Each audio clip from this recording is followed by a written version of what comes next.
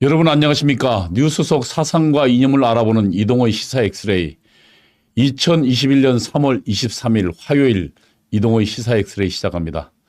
여러분 오늘도 다 함께 구호를 외치며 같이 시작해 보겠습니다. 저희가 조직돼야만 이 문재인 정부의 여러분 안녕하십니까? 이 폐악질을 사상과 이념을 알아보는 이동호의 시사 엑스레이. 폐악질을 극복해 나갈 수 있습니다. 함께 해보겠습니다. 광화문 온 앱으로 조직하고 배우고 가르치자. 다시 한번 해보겠습니다. 광화문 온 앱으로 조직하고 배우고 가르치자. 문재인 정권의 통역당 박성준 부인 한명숙에 대한 한명숙 구출하기가 정말 집요합니다.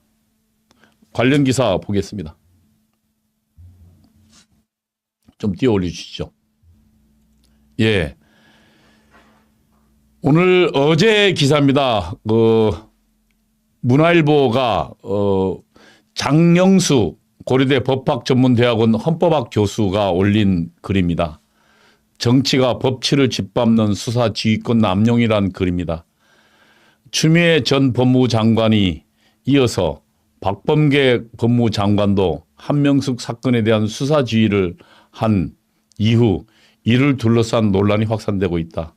지난 19일 대검 부장들과 고검장들이 참석한 회의에서 전과 같이 무혐의 결론이 나오면서 박 장관이 무리한 수사 지휘가 도마에 오른 것이다.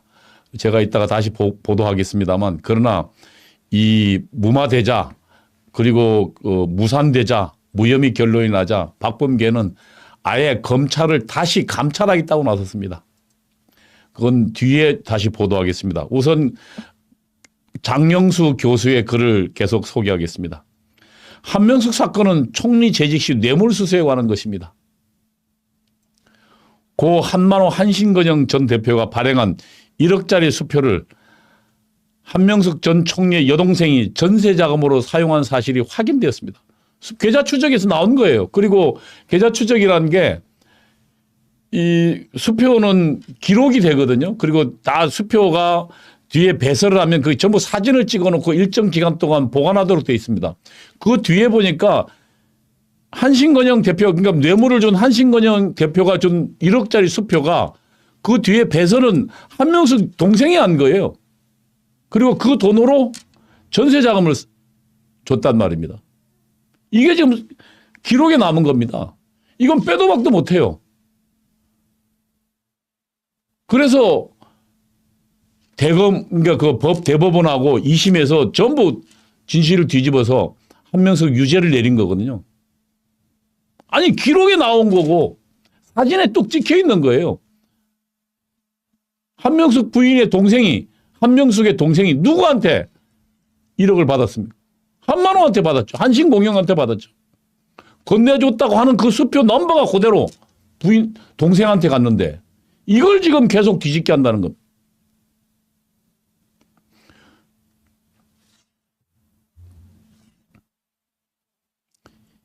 이 한신공영 대표가 1심에서는 그 자기 범죄를 부인했거든요. 또 물론 이 그 한신공영 대표가 한명숙에 불리한 증언을 하니까 거기에 대한 압박이 있었겠죠.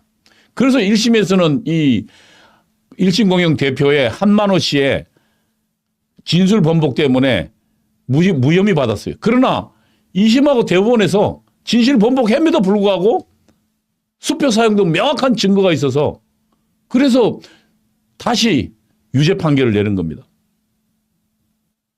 그런데 이것을 그리고 다시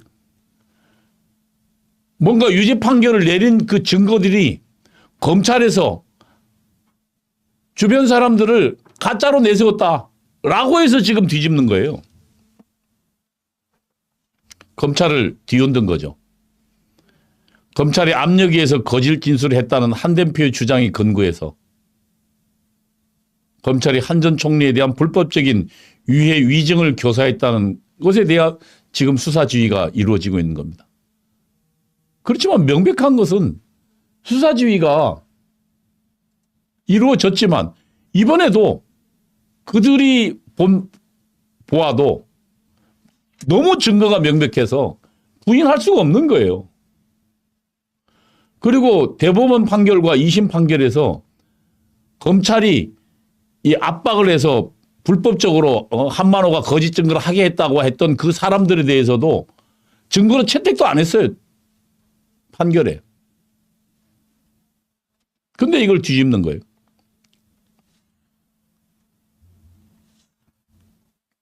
이것은 장영수 교수에 따르면 세 가지 문제가 있습니다. 첫째, 왜 한명숙에 대해서만 법무부 장관이 수사 지휘를 하면서까지 이를 제조세하게 하는 거예요? 한명숙은 특별한 사람인가? 법의 이념은 정의입니다. 그리고 이 정의 첫 단추는 법 앞에 평등입니다. 모든 사람은 법 앞에, 모든 시민은 법 앞에 평등하다는 것입니다. 그리고 그 법이 모든 시민이 권력을 가진 자도 권력이 없는 자도 재산이 많은 사람도 재산이 없는 사람도 법 앞에 평등하게 취급받으면서 그리고 정확한 사실에 근거해서 법이 정의로운 판결을 내려줄 것이라고 우리는 기대하고 그리고 우리는 그 헌법에 복종하는 겁니다. 헌법에 순응하는 겁니다. 그럼 법의 평등은 권력 가진 사람도 없는 사람도 평등해야 돼요. 근데 왜 한명수만 굳이 이렇게 지속적으로 집요하다 싶을 정도로 제조사하는 이건 법 평등에 어긋나는 거죠. 정의에 어긋나는 거죠. 그리고 한명숙만 그렇게 끊임없이 재조사해야 되는지 우리는 이해할 수가 없습니다. 이것이 지금 장영수 교수가 주장하는 겁니다. 추미애 때도 하더만 박범계 때도 하고 이게 특별한 사람이라는 걸 이야기하지 않습니까? 저는 이들이 왜 한명숙을 특별하게 취급하는지 추측할 수 있습니다. 한명숙의 남편은 박성준입니다. 박성준은 1968년도 통일혁명당, 북한의 주체 사상을 추종한 통일혁명당의 일원이었습니다. 그리고 그는 신영복의 조직원이었습니다. 당시 대학생 신분이었던 이 박성준은 서울대 경제학과에 재학 중이었습니다. 그는 경제복지회라는 조직을 만들었습니다. 통역당 산하 조직이었습니다. 그래서 그는 18년간 감옥에 있었습니다. 그리고 1988년도에 나왔습니다. 저는 이 박성준 씨와 제가 학생운동을 그만두고 약 3년간 세미나를 같이 했습니다. 당시 감옥에 나온 지 얼마 되지 않았던 박성준은 제가 3년간 살펴본 박성준은 머리끝에서 발끝까지 공산주의자였습니다. 그는 우리에게 소비에트 이데올로기를 함께 공부하자고 했습니다. 소련에서 나온 국정교과서입니다. 그리고 박성준은 이렇게 외쳤습니다. 동지 여러분, 소련은 무너졌지만 그러나 막스에 가졌던 그 공산주의란 위대한 꿈은 지속될 것입니다. 그렇게 외쳤습니다. 그래서 저는 그 박성준 씨랑 3년간 세미나를 같이 했습니다. 그는 인간적으로는 매우 겸손한 사람입니다. 그리고 감옥에 갔다 나온 이후에 여성단체 대표로 활동하던 한명숙을 위해서 그 가정의 살림을 위해서 그가 직접 고등학생 아르바이트를 했습니다. 그래서 살림에 보탤 정도로 그리고 집안일을 그가 직접 할 정도로 헌신적인 사람이었습니다. 여러분, 공산주의자 머리에 뿔 달린 사람 아닙니다. 오히려 다른 한편으로는 인간적으로 굉장히 인격적으로 성숙된 사람이고 열심히 공부하는 사람이었습니다. 그러나 문제는 그 꿈이 잘못된 꿈이기 때문입니다. 이 박성준은 우리나라 주사파의 원조입니다. 그리고 한명숙은 2대 제약 시절에 박성준을 만났습니다. 그리고 박성준이 감옥에 가기 전에 결혼했고, 그리고 이 박성준을 18년간 옥바라지 했습니다. 한명숙은 박성준 옥바라지 하는 가운데 만났습니다. 옥바라지 하는 가운데 점차로 투사가 되어갔습니다. 그래서 한명숙의 배우는 결국 박성준이고, 박성준이 배우는 통역당 주사파라는 사실입니다. 한명숙이 명백한 증거를 가지고 감옥에 갔는데, 당시 감옥에 갈 때 더불어민주당, 지금 더불어민주당이죠, 당시의 민주당 의원 50여 명이 한명숙 감옥에 가는 현장에 나타났습니다. 그리고 한명숙은 결백하다고 외쳐댔습니다. 왜 그럴까요? 한명숙이 통역당 박성준을 남편으로 두고 있고, 지금 현재 대한민국 주사파의 최정점에 제가 보기에는 박성준이 있기 때문입니다. 여러분, 저는 개인적으로 박성준이라는 사람을 잘 압니다. 저들이 왜 이렇게 집요하게 한명숙 구출에 나서는 것은 주사파 원조에 대한 저들의 끊임없는 배려입니다. 이 정부가 통역당의 잔당이라는 것을 그들을 스스로 밝히고 있는 것입니다. 이것이 저들이 집요하게 한명숙 구출에 나서는 이유입니다. 증거가 있음에도 불구하고, 아니 수표가 명백하게 한명숙을 통해서 자기 동생에게 건너가고 그것이 사진으로 남아있음에도 불구하고 계속 뒤집으려고 합니다. 검찰을 압박합니다.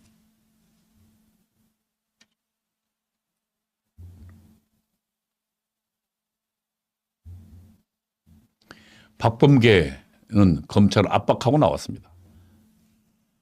조선일보 보도입니다. 한명숙 사건에 대해서 전면적으로 감찰하겠다고. 대검이 19일 위증교사 의혹을 무혐의로 결론을 내렸습니다. 언론에서는 신의 한 수라고 평가받습니다. 그 회의의 원래 구성은 고검장까지 참여하도록 되어 있습니다. 그래서 대검의 부장급들하고 고검장까지 참여하는 전체 회의를 했습니다. 거기서 아무도 반박하지 못했습니다. 그들도 적어도 법조인이라면 명백한 증거 앞에서 반박할 수 없습니다. 그리고 그들 수사 과정이나 2심 대법원 판결에서도 이거는 명백하게 전원일치로, 특히 1억 원의 문제에서는 재판관들이 다 전원일치로 유죄라고 판결했기 때문에. 그러자 박범계가 감찰하겠답니다. 그동안 전 과정이 어떻게 검찰이 수사가 어떻게 됐는지 보겠다는 거예요. 보복하겠다는 거죠.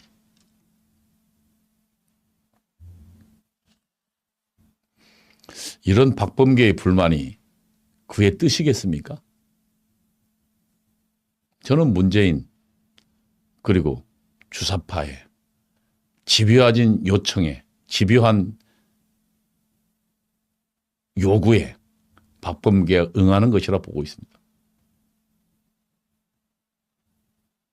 이날 박범계는 이렇게 이야기했습니다. 실체적 진술과는 별개로 검찰의 직접 수사 관행에 부적절한 단면이 드러났다. 아니 1억 받은 사람을, 아니 지금 현재 9억인데 그중에 명백한 게 3억이거든요. 그리고 아예 사진이 증거가 나와 있는 게 1억인데, 아니 이런 명백한 걸 밝혔는데 무슨 부적절한 수사 관행이라는 거.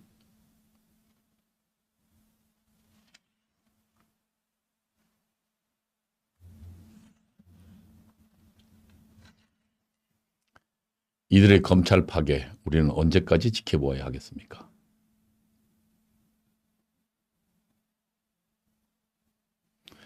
박범계는 대검 부장회의에서 결론을 내린 위증교사가 혐의 없다 해서 아예 기소를 하지 않기로 결정을 내린 것에 대해서 크게 유감이다, 재차 감찰 카드를 흔들었습니다.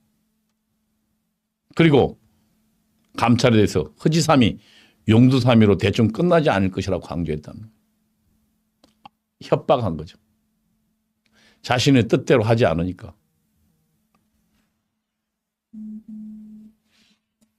저는 이 박범계의 이 집요한 한명숙 구하기는 박범계 혼자만의 뜻이 아니라 문재인 주사파 정부의 공통된 인식에 기반하고 있고, 그리고 주사파 원조인 한명숙 남편인 박성준에 대한 저들의 집요할 만큼 충성서약을 하고 있다. 저는 이렇게 생각을 할 수 있습니다.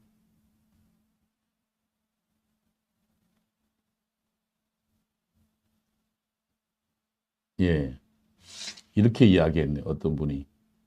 예. 유안젤라님이 김정은이 지시했나 보죠. 남편이 공로를 많이 세웠으니 와이프를 영으로 만들라, 뭐 그런 거. 예, 저도 이 의견에 동의합니다.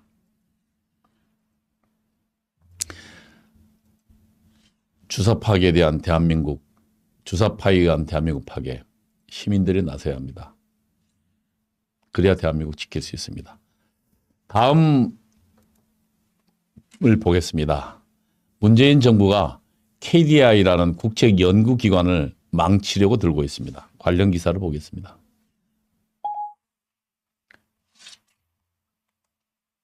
예, 문재인 정부가 KDI 원장의 소득주도 성장, 실패한 성장 이론이죠. 좌파 이론이죠.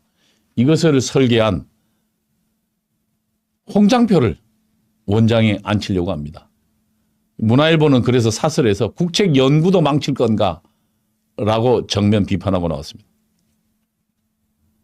소득주도 성장은 문화일보의 사설입니다. 소득주도 성장은 문재인 정부 초기 경제정책 기조있지만 실패했다는 평가로 폐기된 지 오래다. 그런데 그 설계자를 홍장표 부경대 교수 전 정책실장이죠. 이를 대한민국 대표적인 국책연구기관인 KDI 차기 원장에 유력하다는 소리 나옵니다. 지금 차기 원장에 3명의 후보가 등장했는데 그 3명 중에 1명. 근데 KDI가 어떤 데입니까? 대한민국 산업혁명을 주도한, 대한민국의 경제발전을 주도한 핵심 부서입니다. 박정희 대통령 때 해외에 있던 우리의 석학들을, 우리 대한민국 출신 석학들을 모셔왔습니다. 그리고 대한민국의 실력 있는 젊은이들을 그곳에 같이 일하게 했습니다. 그래서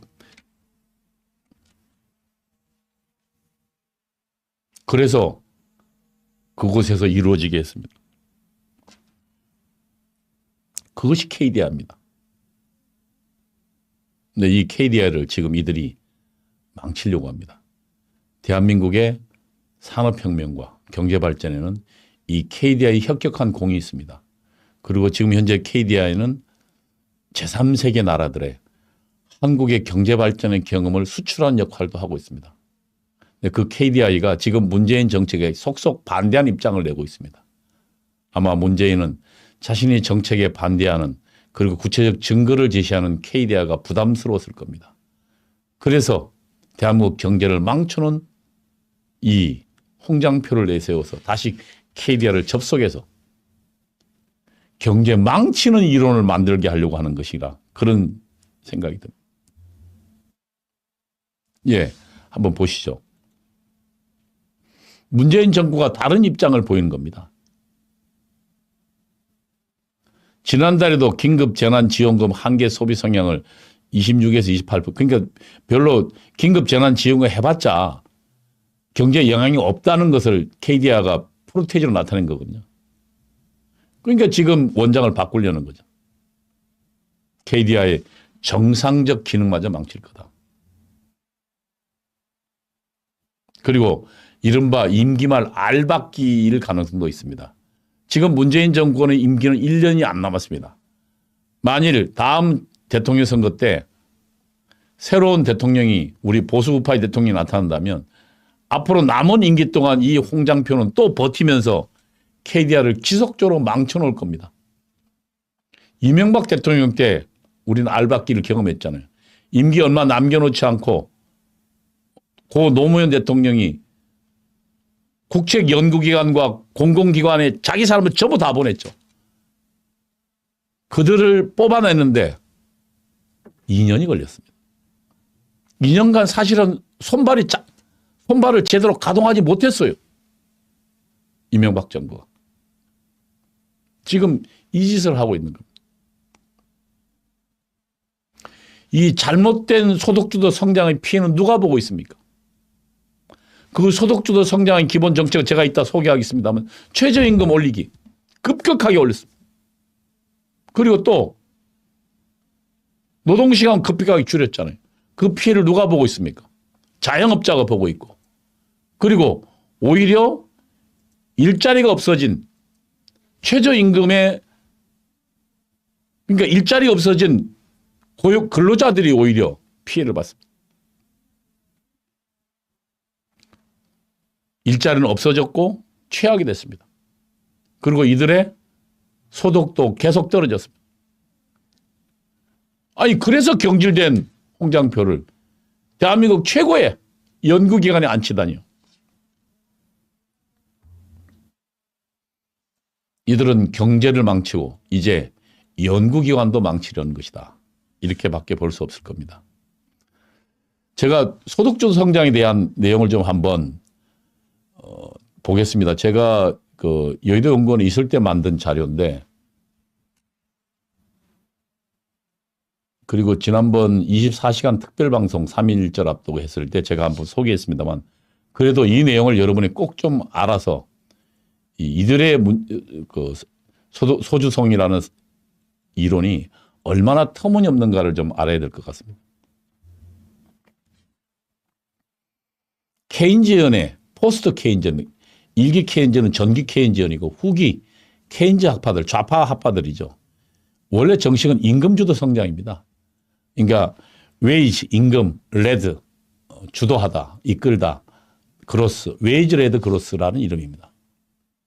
조앤 로빈스라는 여자와 그다음에 마오이 칼레츠키라는 이 포스트 케인지언, 그러니까 유럽 좌파들이 만들어낸 겁니다. 1960년대에서 70년대 사이에. 조앤 로빈스라는 이 영국의 그 여성 경제학자는 좌파 경제학자는 그의 미러클 코리아라는 책에서 60년, 64년인가요? 미러클 코리아라는 책에서 그 미러클 코리아는 대한민국이 아닙니다. 북한을 미러클 코리아라고 칭송했던 김일성을 위대한 코리아라고 기적의 코리아로 칭송했던 여자입니다. 그 여자의 이론을 지금 갖고 왔습니다. 내용은 실질 인간 급격한 상승입니다. 그리고 적극적으로 정부가 시장에 개입하겠다는 겁니다. 그리고 이 이론을 2013년도 국제노동기구 ILO 보고서에 채택됐습니다. 이거는 한국인 좌파학자가 ILO에 가서 그의 주도하에 만든 겁니다. 그래서 지금 60년 중반부터 70년 초에 만들어서 지난 한 40년간 40몇 년간 아무도 이걸 거들떠보지도 않았어요. 왜냐하면 이론이라 볼 수 없기 때문에 서양에서 이미 이거를 지금 한국인 학자가 국제노동기구에 가가지고 이걸 다시 끄집어냈어요. 그리고 그것을 다시 문재인 정부가 갖고 온 것. 1990년 이후에 이 지금 임금주도 성장을 실험한 국가들이 있습니다. 우리는 임금주도 성장을 소득주도라는 이름을 슬쩍 바꿨습니다. 베네수엘라에서도 했고요. 브라질에서도 했고 중국도 했고 일본도 실질 임금 인상 정책을 했습니다. 미국 시애틀에서 구체적인 실험을 했습니다. 그 결과는요. 베네수엘라는 국가 부도 사태에 이르렀습니다. 국민 평균 체중이 8kg 감소했습니다.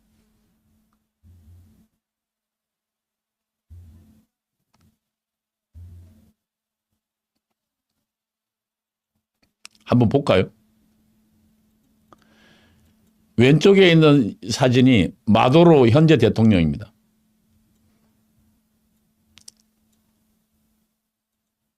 현재 베네수엘라 국민 전체가 체중이 8kg가 빠졌어요.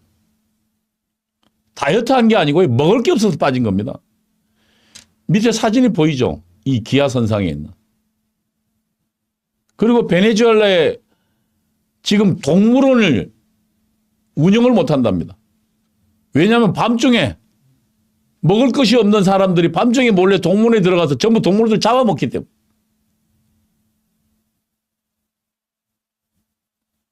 그리고 지금 현재 베네수엘라의 인플레는 어마어마한 수만 배입니다.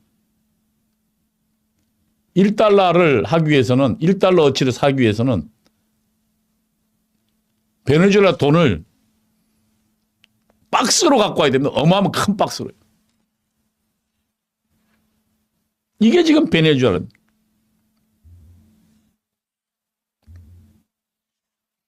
미국 시애틀에서도 실험을 했습니다.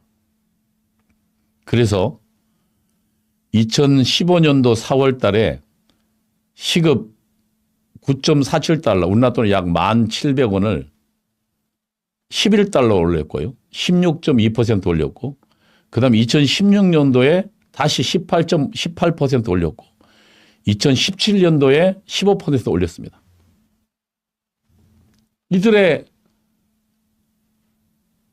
이들이 요구했던 것은 임금을 올리면 그 임금을 받는 사람들이 저소득층이니까 이들이 많은 소비를 할 거 아니야. 그래서 그들이 소비하면 또다시 경제가 좋아질 거 아니야. 이건 보기엔 그럴듯해 보인 그런 이론이기도 합니다. 그러나 그럴듯하지 않습니다. 실제로 완전히 엉터리입니다. 그래서 급격하게 올렸습니다. 이게 지금 2015년도에 미국 시애틀에서 한 겁니다. 그 보고서가 있어요.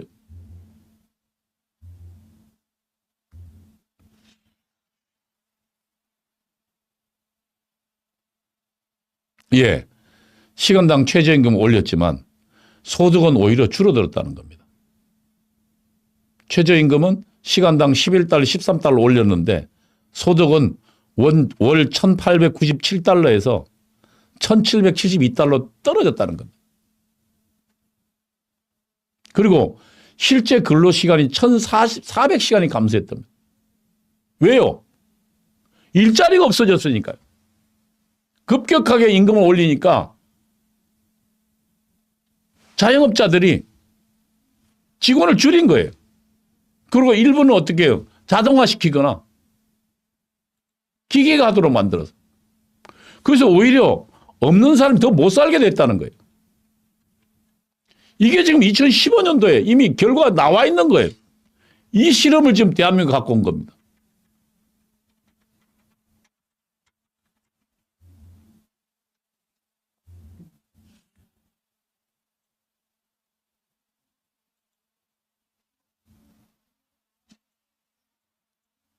감싸기요? 감싸기가 무슨 뜻인가요?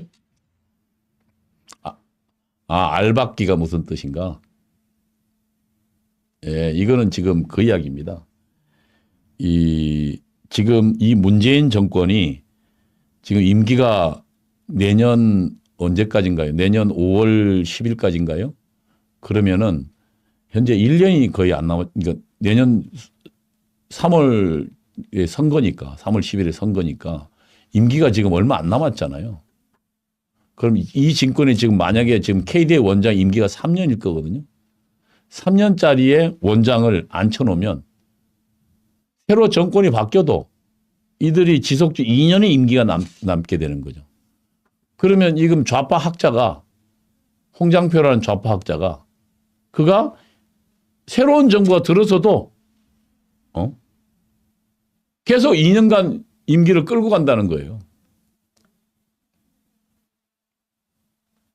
그런 의미에서 알박기라는 거죠. 예, 소득주도 성장론은 2015년도에 당시 새정치민주연합에서 문재인 현 대통령이 박근혜 대통령과의 그 대통령 그 선거에서 지자. 성장 이론이랍시고 만들어 놓은 겁니다. 좌파들은 성장 이론이 없거든요. 경제를 성장에 대한 생각이 없거든요. 그들은 전부 나눠 먹자니까. 그래서 국민들이 좌파들의 그들의 경제가 무능하다고 생각하기 때문에 이들이 국민들을 속이기 위해 만든 이론입니다. 그래서 아까 제가 설명드렸지만 1960년대에 조앤 로빈슨하고 칼레츠키가 만들었던 이론, 그래서 유럽에서는 아예 폐기한 이론을 국제노동기구에서 한국인 좌파 학자가 가서 그것을 끄집어낸 것을, 그걸 다시 2013년도에 끄집어낸 것을 2015년도에 대선에 패배한 문재인 캠프에서 다시 끄집고 나온 겁니다. 그래서 이들은 이름을 바꿨죠. 임금주도 성장이 아니라 소득주도 성장이라고. 그 이론도 아닌 이론을 제공한 사람이 홍장표입니다. 당시 부경대학교 교수입니다. 홍장표 씨는 서울대 경제학과를 나왔는데 당시 이 사람은 서울대에서 막스주의 경제학을 공부한 것으로 되어 있습니다. 김수행이라는 전 서울대 교수 밑에서요. 김수행은 막스의 자본론을 번역한 사람입니다. 공산주의 경제학을 연구한 사람입니다. 이 김수행 밑에서 공산주의 경제를 공부한 사람입니다. 이 홍장표가 이론을 제공하고 그것을 이어받은 사람이 장하성, 김수현, 김상조 이렇게. 지금 현재는 홍남기 경제부총리가 사실상 폐기해놨죠. 그래서 대한민국의 임금을 어떻게 인상했나 한번 보시죠. 2013년부터 2017년까지는 6%, 7%, 7%, 7% 이런 식으로 올렸습니다. 그러니까 이 정도의 임금 올리는 것은 사실상 우리 경제가 나름대로 그 정도 올리는 것은 수용할 수 있는 정도 체력이 된다고 봐서 그렇게 계속 올려왔습니다. 그런데 문재인 정부가 들어서고 2018년도에 급격하게 16.4%로 올렸습니다. 그래서 6,400원 하던 게 7,530원이 됐어요. 그리고 2019년도에 10.9%로 올렸습니다. 그러나 이들이 부작용이 나오자 2020년에 2.9% 올렸습니다. 왜요? 임금이 올리니까. 그리고 이 사람들의 얘기를 한번, 그들이 쏟아놓았던 얘기를 한번 보세요. 최저임금 인상이 지속 가능 성장에 큰 도움을 줄 것이다. 최저임금 정착되면 일자리가 늘어날 것이다. 거짓말이죠. 당시 추미애 더불어민주당 대표는 최저임금 공격은 문재인 정부 성공을 막으려는, 문재인 실패를 막으려는 거죠. 그리고 지금 산업부 장관, 당시의 산업부 장관은 최저임금 인상으로 양극화 해소가 가능하다. 양극화 해소 안 됐잖아요. 홍장표 당시 경제수석 뭐라 그랬습니까? 사람 더 쓰세요. 그러자 당시 자영업자가 이렇게 이야기했죠. 그러면 남는 게 없다. 장사 어떻게 하냐? 빚지면서 하냐? 김상조 당시 공정위원장은 소득주도 성장 혜택은 외식업종이 가장 클까? 아닙니다. 외식업종이 가장 큰 피해를 얻은, 이 거짓말들을 했거죠. 여기에 대한 학자들의 반응을 보세요. 래퍼 교수는 소득주도 성장? 그런 멍청한 이름은 처음 들어봤다.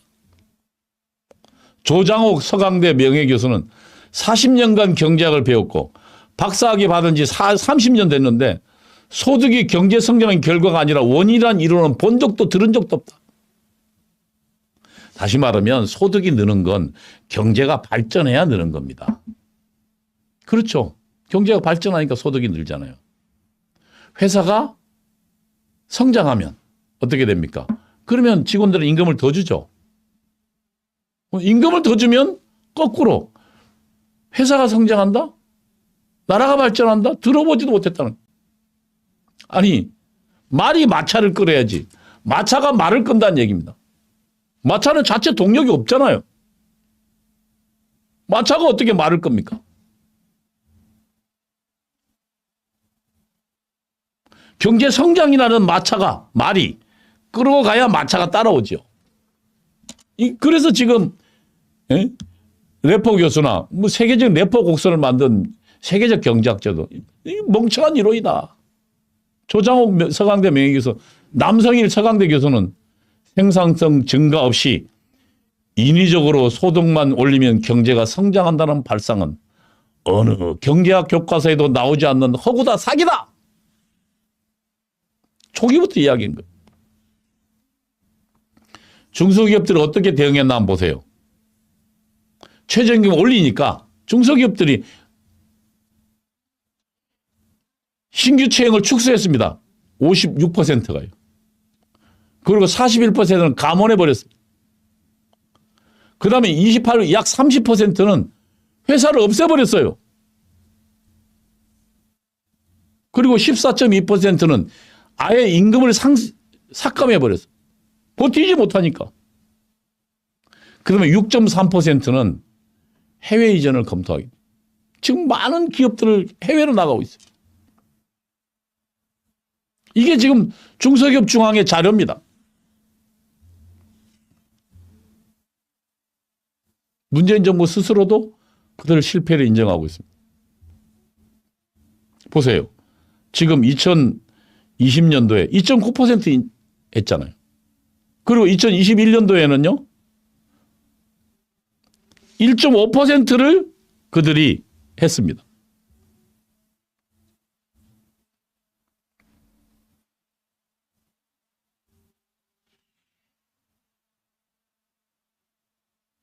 그러니까 지금 그들 스스로도 2021년에 금년도에요. 1.5% 올린 겁니다. 그들 스스로도 실패를 인정한 겁니다.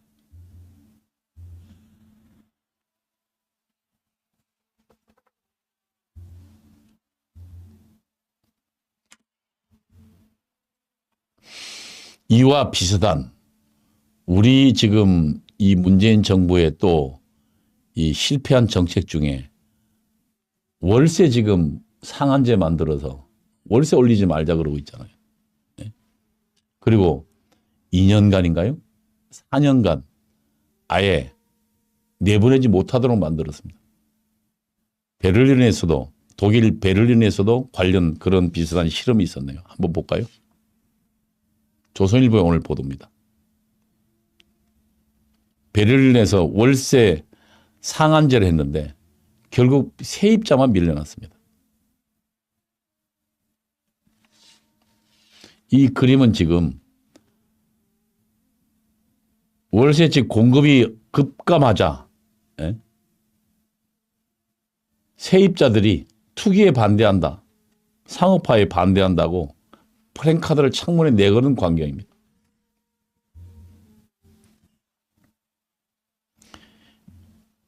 좌파는 우리나라만 있는 게 아니죠. 근데 우리나라 좌파는 주사파라니까 좀 더 악독하고 독일의 좌파들이 베를린을 장악해서 3인당, 녹색당 이런 좌파당도 좌파 연립 지방정부가 작년도 2월 23일 월세 상한제라는 극약 처방에 내놓았습니다. 이 사람들 얘기는 여기에 대한 콘스탄틴 클로딘이라는 독일 경제연구소 연구위원의 조선일보의 인터뷰입니다. 월세 상한제를 실시했더만은 베를린 시내 월세집이 절반 이상 없어져 버렸답니다. 그래서 역으로 월세 가격만 폭등하고 그래서 시내에서 집을 못 구한 서민들이 어디로요? 교외로 다 빠져나갔답니다.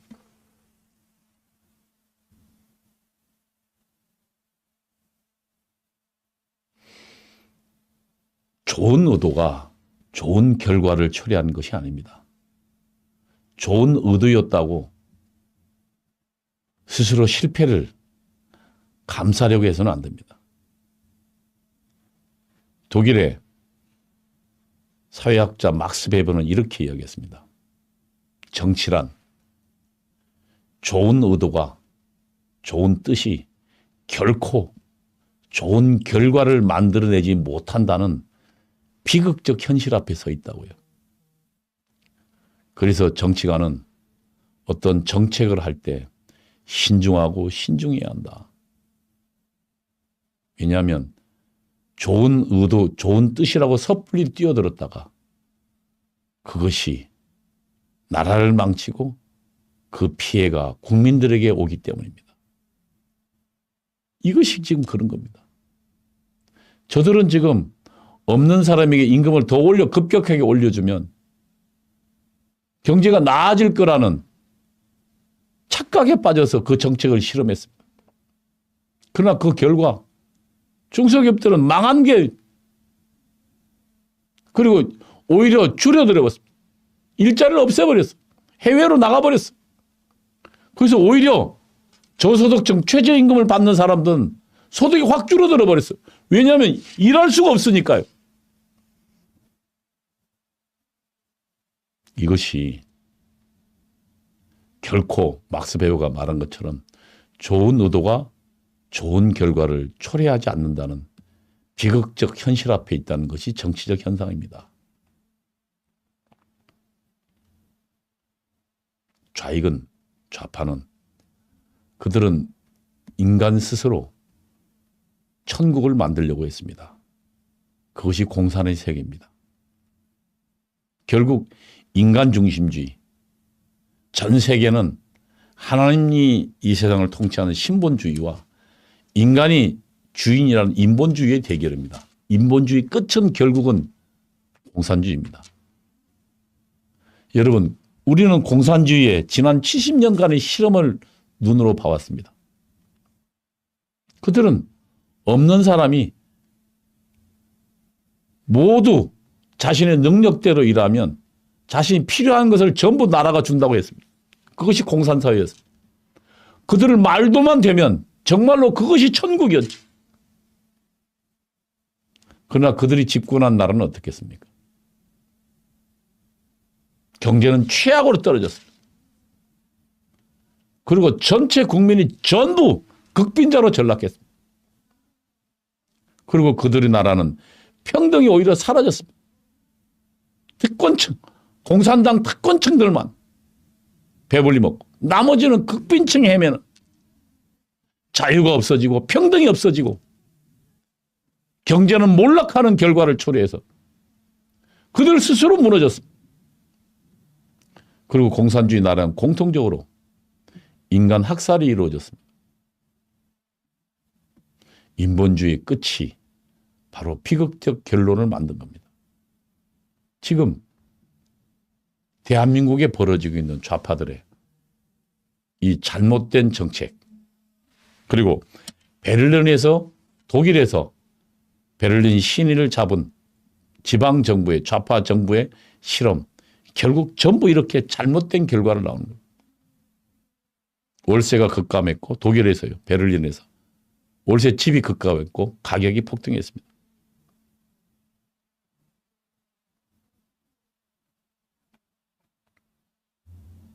그래서 그들은 결국은 어디로요? 베를린 시내에서 못 살고 월세집을 찾아서 지방으로 이주해야 했습니다. 예, 주변 도시로 밀려났습니다. 서민들이. 그리고 월세 가격이 64%나 상승했습니다. 이것이 좌파들의 실험의 결과입니다. 이 표가 좀 나타내 주네.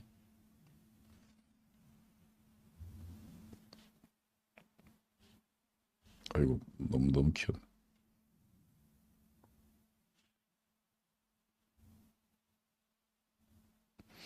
예, 발표 전에 월세 광고가 주당 한 700개 있었는데 이걸 시행하고 나니까 263개로 57%가 떨어진 거예요. 그러니까 월세가 없어진 거죠. 그 다음에 월세 상한제 결과 월세가 12% 상승했답니다. 공급량이 줄어들고. 이게 지금 그들의 결과입니다. 다음으로 한번 보겠습니다. 문재인 정부가 일자리를 200만 개를 없앴다는 보고가 나왔습니다. 오늘 조선일보 사설입니다. 지난번 그들은 문재인 정부는 일자리가 지금 회복 국면에 들어갔다고 했습니다. 근데 그들은 전부 파트타임 일자리. 최소한 풀타임 일자리를 해야 제대로 된 일자리죠. 주당 40시간 정도 일해야 제대로 된 일자리라고 이야기하죠. 지금 현재는 52시간이니까. 52시간에 12시간 적은 일주일에. 그 정도 돼야 그래도 아침부터 저녁까지 일하는 제대로 정상적인 직장이라 할 수 있죠. 그 일자리가 문재인 정부 들어서 3년간 200만 개가 없어졌답니다. 주당 40시간 일하는 풀타임 근로자가 작년 말 1889명으로 1889만 명으로 문재인 정부가 출범한 2017년도 말보다 195만 명이 줄어들었다. 200만 명이죠. 문재인 정부는 주 1시간 이상만 일하면 취업자로 잡히는 통계청 통계를 내세워서 3년 새 고용이 18만 명 늘었다고 내세웠습니다. 일주일에 1시간 일하는 게 일자리입니까 이게? 아르바이트지. 근데 통계청은 전부 그런 사람도 취업자로 잡은 거예요. 그리고는 3년 새 고용이 늘었다고 주장한 겁니다. 그런데 실제로 제대로 된 일자리는 뭐예요? 아니 아침부터 나가서 오후까지 일해야지. 그럼 일주일에 5일이면 8시간 혹은 7시간 7호 35. 8시간 하면 8호 40. 그래서 40시간 일하는 사람, 올해도 금요일쯤 나가야 풀타임 일자리죠. 그 제대로 된 일자리를 할 수 있죠. 그 사람들이 200만 명이 준 겁니다.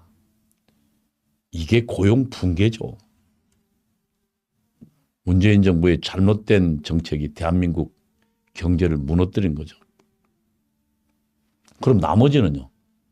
40시간 미만은 전부 세금 퍼부어서 만든 가짜 일자리죠. 3년간 세금 80조 쏟아부었습니다. 그리고 가짜 일자리 60만 개 만들었습니다. 어르신들이 30시간 일하면 한 달에 28만 원 지어줍니다. 저는 이 노인들의 아르바이트를 탓하는 게 아닙니다. 그리고 지난 총선에서 70대 이상의 어르신들이 문재인 정부를 지지한 사람이 많이 늘었습니다. 그 이전에 비하면요. 왜냐하면 아들보다 낫다는 거죠. 매달 27만 원 주니까요.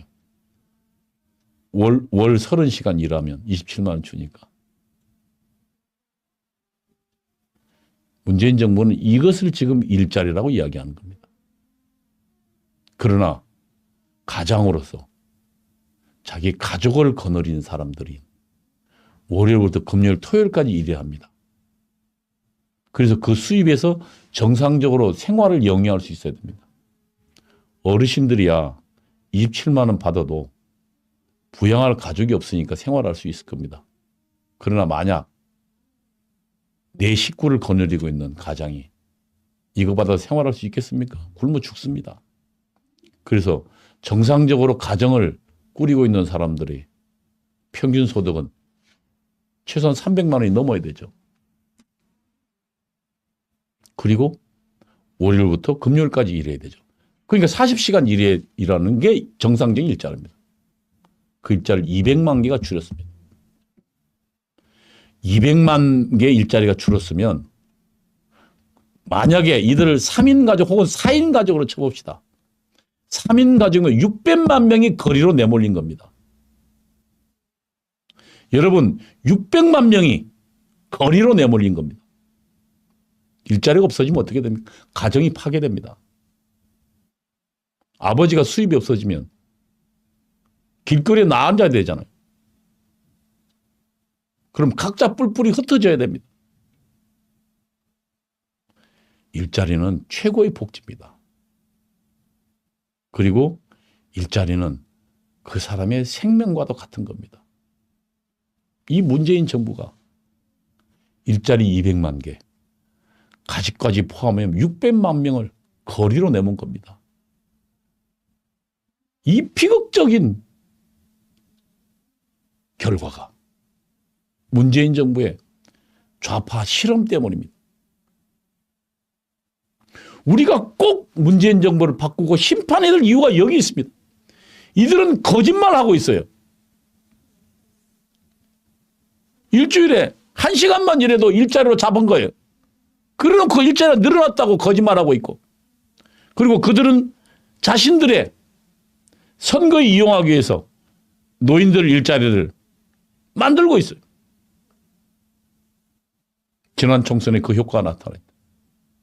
그러나 대부분의 사람들은 일자리에 쫓겨나고 거리로 내몰리고 있는 겁니다. 일자리는 사실은 가정입니다. 그 가정을 파괴하는 것이 일자리 파괴입니다.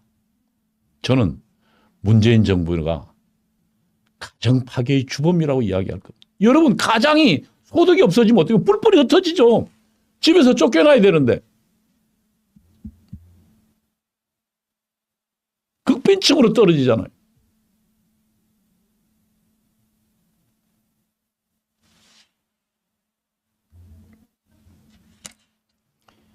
이런 문재인 정부는 또 그리고 그들은 변명합니다. 코로나 때문에. 그렇지 않습니다.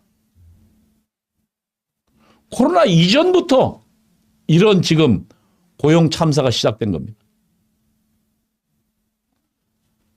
근로시간을 반영한 고용률이 2017년도 65.1%에서 2019년도 62%로 급감 약 3%. 같은 기간 OECD 회원국은 상승했는데 우리만 하락한 겁니다. 일자리가 OECD 다른 나라들이 올라갈 때 우리만 떨어진 거예요. 문재인 정부 들어서요. 그리고 코로나 때문에 더 지금 벼랑으로 몰리고 있는 거죠.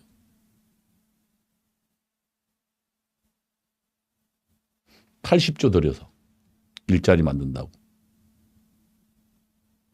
전부 아르바이트 자리나 만들어 놓고. 일자리는 누가 만듭니까? 기업이 만듭니다. 그리고 그 기업은 어떻게 해야 됩니까? 규제 풀어주고 사업할 수 있도록 만들어줘야죠. 전부 거꾸로 외국 나가게 만들어 두니까. 그리고 이들은 공무원을 17만 명이나 늘린다고 합니다.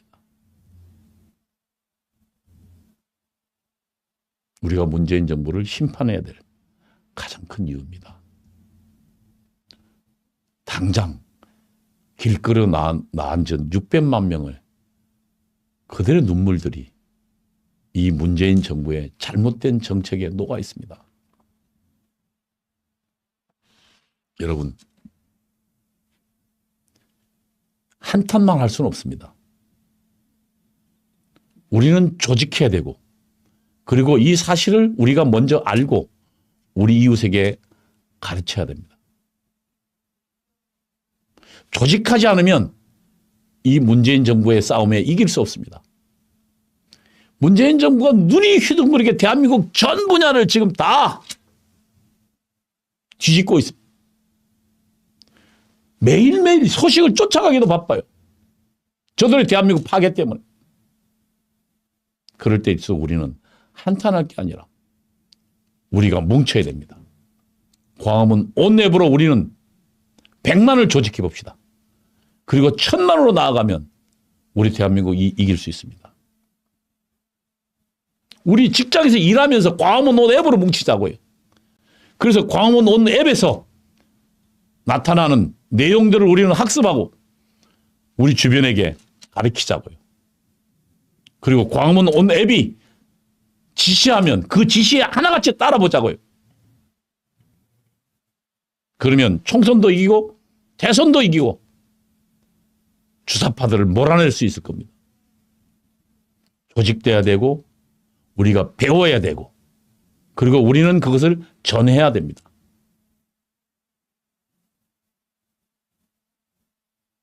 다시 한번 구호를 외쳐보겠습니다. 광화문 온랩으로 조직하고 우리부터 배우고 우리 주변을 가르치자. 오늘 여기까지 하겠습니다. 감사합니다.